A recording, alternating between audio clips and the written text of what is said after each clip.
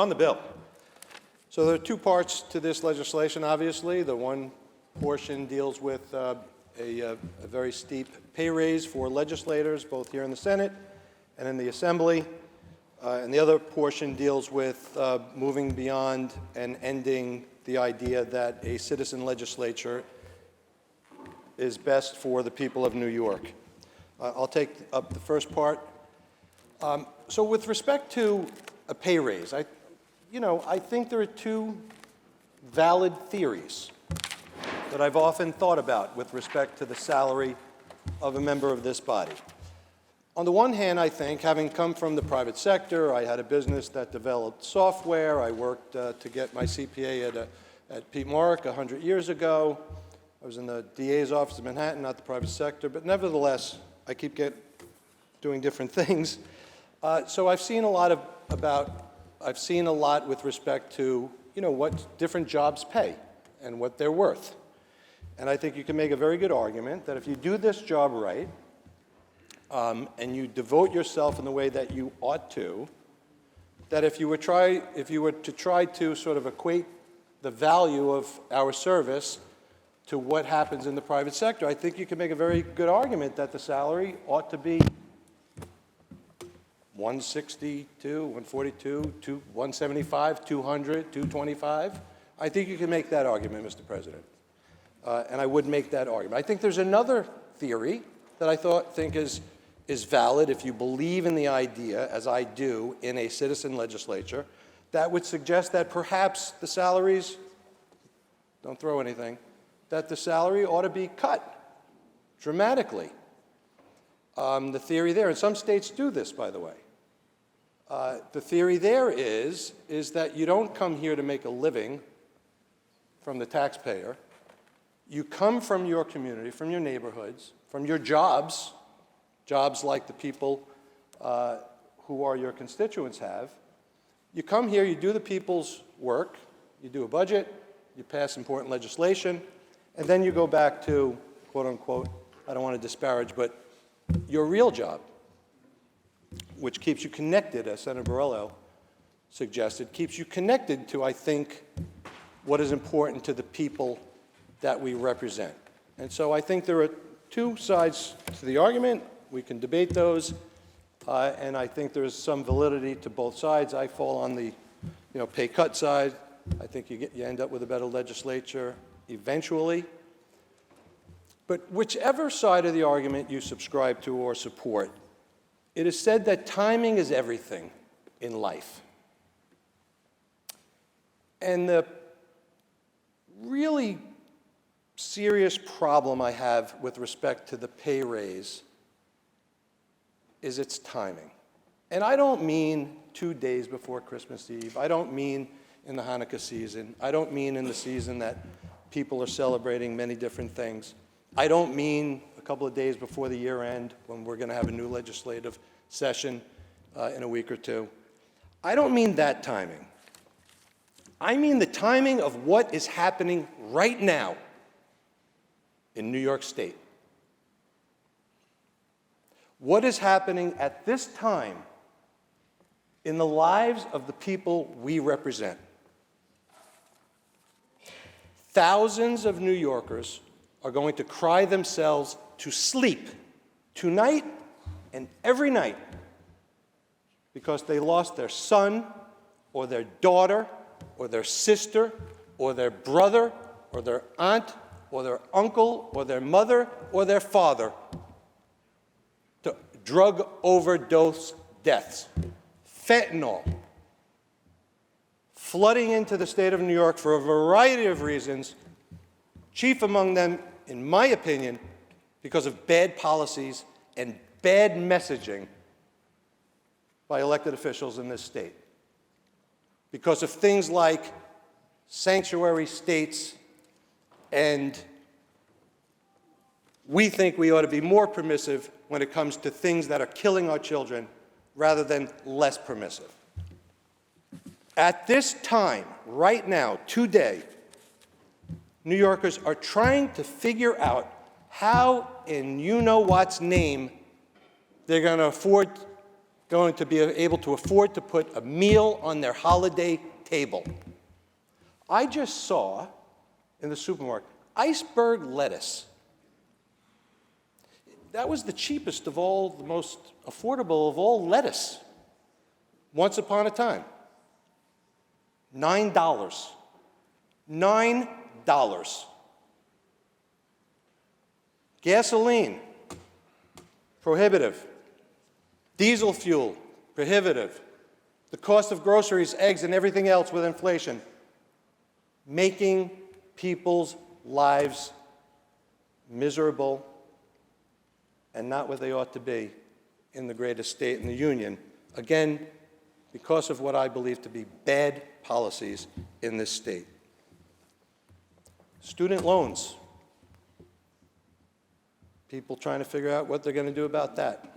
Again, I don't think any of us have ever really addressed what to do about that in the proper way, either party. Taxes. Off the charts in New York. Out of control in New York. If you work one job or two jobs in New York, you take home less of your money than just about anywhere on the planet. Again, bad policies handed down by our government. Crime, out of control. At this time, on this day, in the state of New York. Once upon a time, I stood on this floor and said, hey, if you go forward with these policies, as a former prosecutor, I'll tell you that crime is going to become out of control. I was called by the governor a fearmonger and a lot of other things besides a child of God. I see Senator Ramos shaking your head. Yep, fearmonger. Well, guess what? Unfortunately and sadly, I said it that day, I hope I would be wrong. But I was not, and crime is out of control. I have constituents telling me, based on what they see happening, that they're afraid to stand on a subway platform, that they're afraid to ride the subway. We've got elected officials in New York City saying, oh, there's a perception of crime. We had the MTA chairman say, well, all these thousands of crimes, we ought to be happy. If we were a city of X amount of million of riders or citizens, this would be a low crime rate. When we talk about crime, it's a word, but has an impact at this moment, at this time, in the lives of all New Yorkers. More people over the last several years were burglarized, were robbed, were murdered, were raped, and the list goes on, and you cannot deny that that is the fact. We've had more victims of crime. Our neighbors have been victimized more in the last several years than anything we've seen before. Again, I will say, because of bad policies here in New York. So, with all that going on, in this moment, at this time, my colleagues across the aisle, the governor, Democrats in the Assembly, they have a gift. They have the solution. They've had an epiphany. Let's hurry up back in the waning days of 2022. Special session, because all this is going wrong and our citizens and our constituents are hurting. Here's what we're going to do about it. We're going to give ourselves a big fat raise, and we're going to hand the bill. We're going to hand the bill to the people of New York who are burdened by everything I just discussed. Hey, New Yorkers, you can't afford to put a meal on your table for the holiday? Here's what I'm going to do for you. I'm going to raise your taxes by, I didn't hear what the fiscal impact, 6 million, 7 million, whatever it is.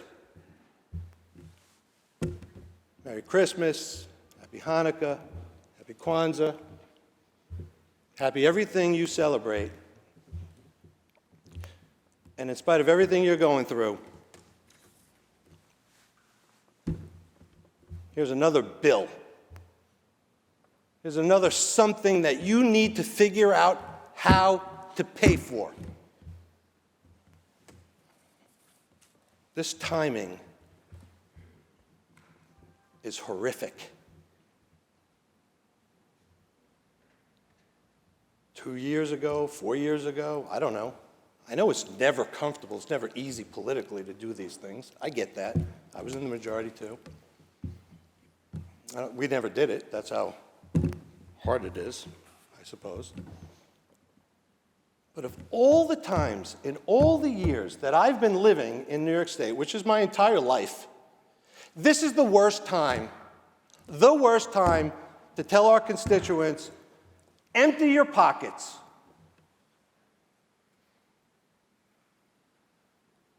Tighten your belts even more, because the legislature is going to give itself a big raise. Oh, and by the way,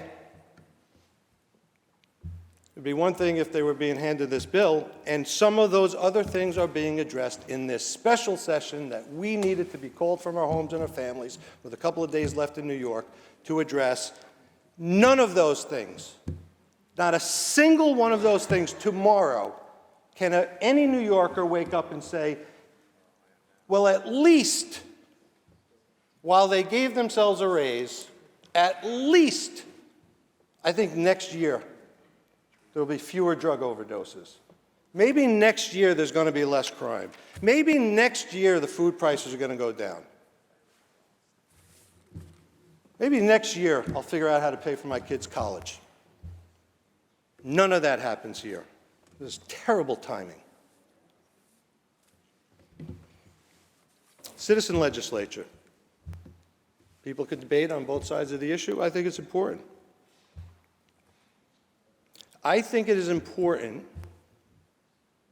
that the people who serve the people, remember government of the people, by the people, for the people, that it's actually really people that are serving the people, who understand exactly how their people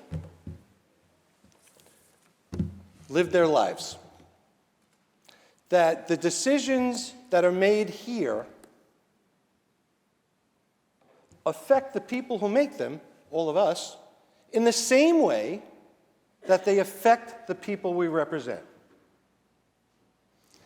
I don't believe that legislators ought to be immune from the decisions that they make. I believe legislators should come from the same places that the people they represent come from. Otherwise, I believe what you end up with is a permanent, elite, political class. That is my fear, that whether it's a year from now or 5 years from now or 10 years from now, we're going to have a legislature comprised with people whose only skill is getting elected. Because that'll be the only skill that matters in their lives. How to get elected. The idea in a citizen legislature is that we would have farmers, we'd have electricians and carpenters and bodega owners and bagel shop owners and pizzeria owners and lawyers and electricians and restaurateurs, and the list goes on, because when legislation would be considered, someone would stand up and say, hey, as a lawyer, I could tell you how this affects my ability to represent the interests of a client. Hey, as a farmer, I can tell you why this is going to make it more difficult for me to produce.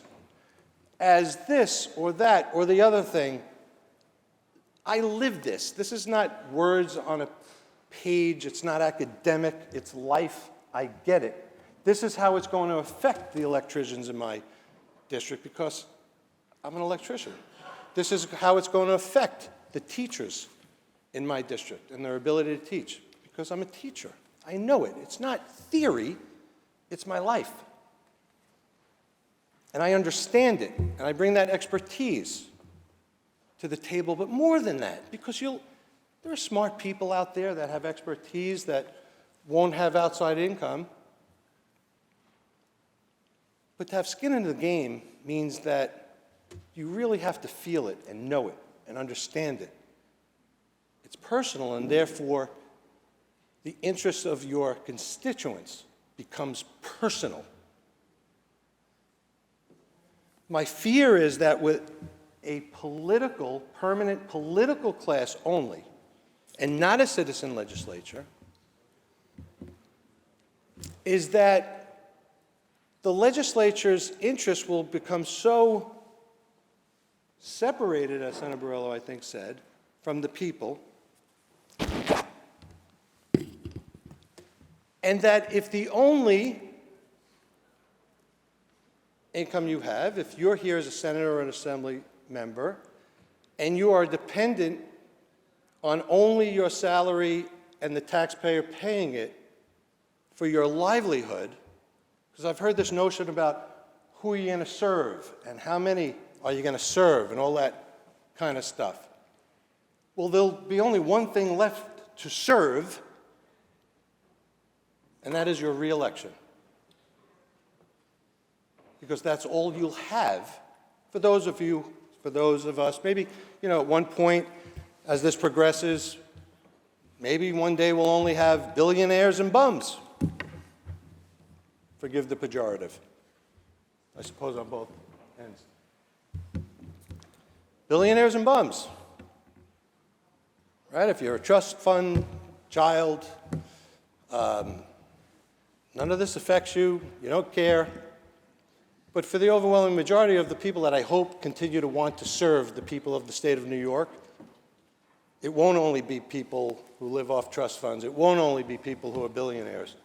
It'll be, the people who do the living and the dying and the breathing and the bleeding and sweating in the state. But what you'll end up with, I believe, when you eliminate a citizen legislature, is a political class whose only mission, if this is all that you have, this is all you depend on to provide for yourself and your family, if that's all you have, then you will only serve one interest, and that is to get reelected. And we'll have less government, more politics. I think there's already too much politics in the game today. Everyone's at fault, both parties. But you're going to have more of it.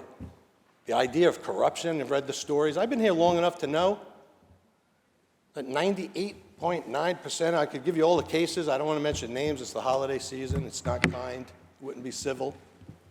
There's never outside income. There's people selling their position. That's what it's always been. You don't need outside income to do that. And we're replete, sadly, with cases of that type of corruption. People sell their vote, they sell their power. It has nothing to do with outside income.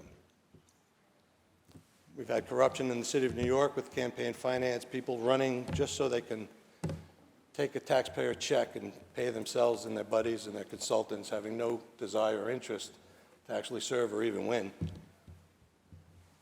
That's coming to a theater near you soon.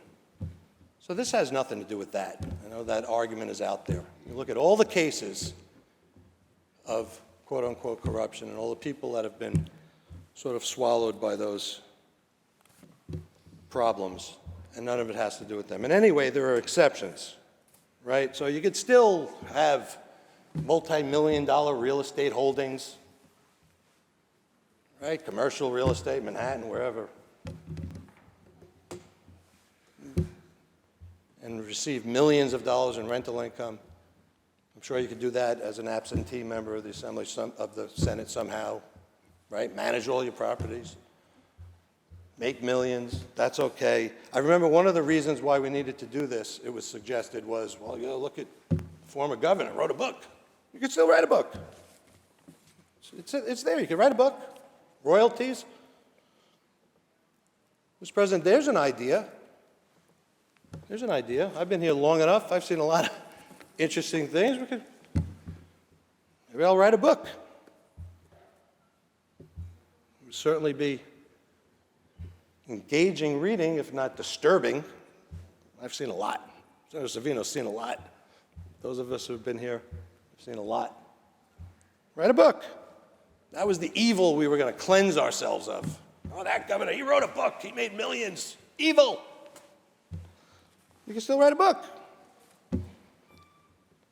So there are a lot of exceptions even here. It's just there's exceptions for certain people. I would argue that some of the things you can still do would take far more time, Senator Krueger, away from your responsibilities and duties as a member of the Senate. Probably takes a lot of work to write a book. Probably takes a lot of work to manage your commercial real estate portfolio. Probably takes a lot of work. You could still have, and I agree with this, you could still have capital gains, but it probably takes a lot of work and a lot of time to manage your multi-million-dollar investment portfolio. Right? If you were lucky enough to be born rich or you made it before you got here or while you got here, whatever, you can still do that. There are people that are doing that. Making a lot of money off their investments. It doesn't happen by accident. You got to manage it. You got to go out there, you got to do work, you got to do things. There are pitfalls there, there are temptations there. There are all sorts of things that are talked about in terms of why that might not be a good idea. It exists with all these exceptions. But again, for me, the biggest issue is that you will end up with a legislature one day, God forbid, comprised of members that really don't live the same kind of lives as the people they represent, that really don't have the same interests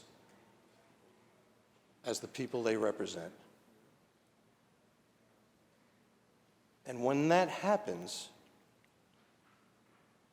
you are not going to have a legislature of the people. You are not going to have a legislature that even understands and appreciates what is the right thing to do and what is the wrong thing to do. And in spite of some of the arguments by a few people out there that really, I don't know what their qualifications are, and I don't mean people in this body, I mean out there, the busybodies, the critics, whose only qualification seems to be able to send out tweets and criticize everything, and they have no skill of their own, but they do it.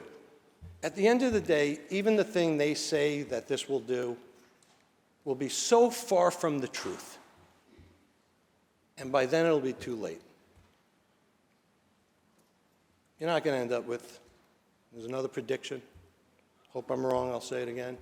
You're not going to end up with less corruption, Mr. President. You're going to end up with more corruption.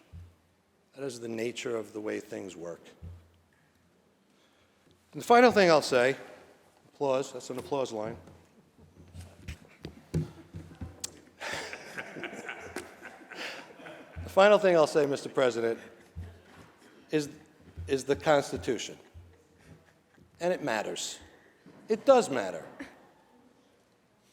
You know, we're a state of laws, a land of laws.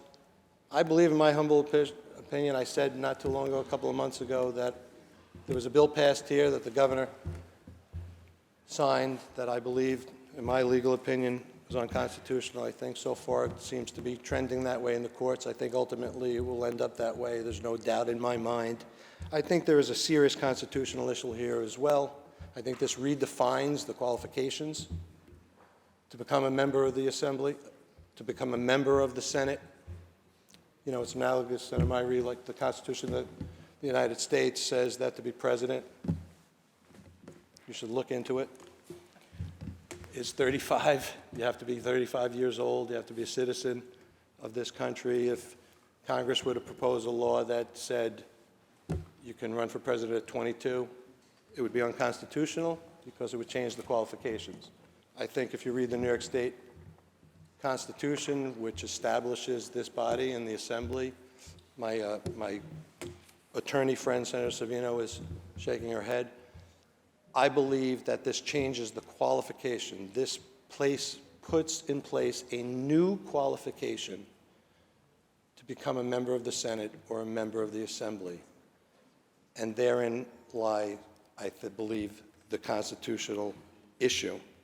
Is yesterday you needed to be a citizen, yesterday you needed to be of a certain age, yesterday you needed to be a resident of your district, and tomorrow,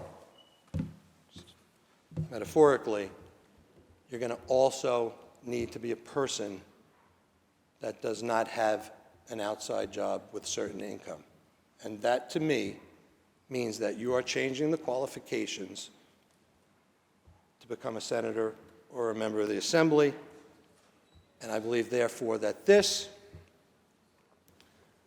means that this bill is in violation of the Constitution. I know our governor had no problem signing the last unconstitutional bill. I'm sure she'll sign this bill as well.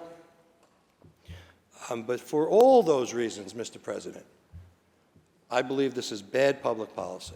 I think the timing of this raise is horrific and is really insulting to the people that we represent, who are finding a hard time making ends meet. The constitutional issue, the loss of a citizen legislature, I think those are all reasons why this is bad public policy and why I'm going to, at the proper time, vote in the negative, Mr. President.